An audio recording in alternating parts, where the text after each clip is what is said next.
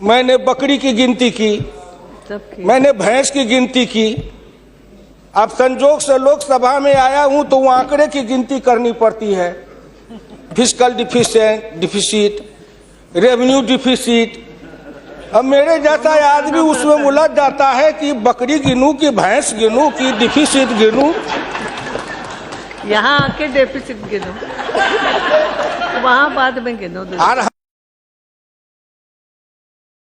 इसमें मेरे गांव की जो गरीब औरतें हैं, जो खेत में काम करती हैं, पसीना बहाती हैं, मिट्टी पानी में सड़ती हैं, उनके शरीर से बदबू निकलता है। जीवन में कभी एक बार भी उनको लक्स और कौन रेक्सोना साबुन, कौन ये लिपस्टिक पाउडर, ये छूने का देखने का अवसर नहीं मिलता है। क्या उसकी दुनिया को इन्होंने देखा था? मैं उन्हीं से पूछना चाहता हूं। अब तो बड़ी बड़ी बात करते हो, आगे दिन पीछे गए, गुरु से किया न है तब पछतावा होत क्या, चिड़िया चुग गई खेत।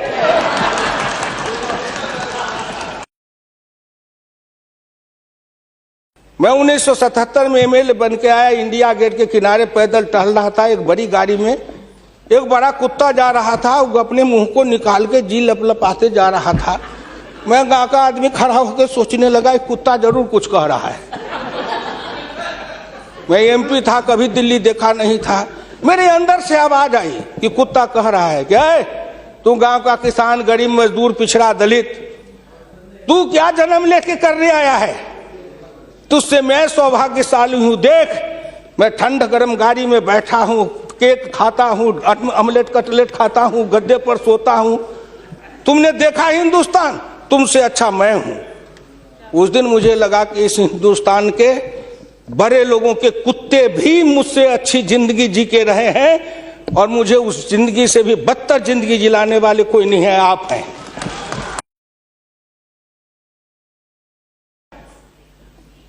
क्या हिंदुस्तान के पिछड़े और दलित समाज के लोगों ने अपराध किया था कि उसमें जन्म लिया? किसी ने भगवान के यहां दरखास्त दिया था कि मुझको तेली बना दो, मुझको लोहार बना दो, मुझको कुर्मी बना दो, मुझको कहार बना दो, मुझको अहिर बना दो, मुझको कलवार बना दो? कोई दरखास्त देके तो नहीं आया।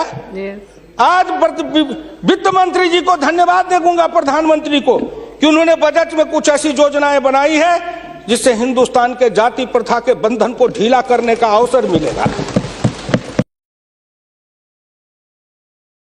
हिंदुस्तान के गांव के गरीब पिछड़े दलितों ने मिलकर कन्याकुमारी से कश्मीर तक, कामरूप से द्वारका धाम तक, इस आसान मान के साथ आपके शब्दों में, जिनको आप अपने ऑफिस के आगे चाय की दुकान खुलवा रहे थे, वो चाय की बेचने वाला, रेल के फुटपाथ पर पानी पिलाने वाला गरीब निर्धन, जिनकी मां मजदूरनी का काम करती थी, ऐसे के बेटा को भारत के प्रधानमंत्री की कुर्सी पर बैठाया कि नरेंद्र मोदी आएगा, भारत का प्रधानमंत्री बन जाएगा, गांव गरीब किसान मजदूर के भाग्य चमक जाएगा। उन्होंने इसलिए सपना को देखा है। वो हो जाएगा क्या? ये 9 महीना में हो जाएगा। आप नेता बोलते थे, मैं सुन रहा था, मुलायम सिंह आदरणीय बोल रहे थे, मेरे साथी हैं, बरसों तक समाजवादी आंदोलन में लड़े, कि 9 महीना में तो बच्चा पैदा हो जाता है। मैंने कहा कितनी वैज्ञानिक बात कर रहे हैं, ये तो वैज्ञानिकता है, प्रकृति का नियम है, 9 महीना में बच्चा पैदा होता है। लेकिन जो बच्चा पैदा होता है, क्या वो बच्चा 9 महीना में फिर बच्चा पैदा कर देगा क्या?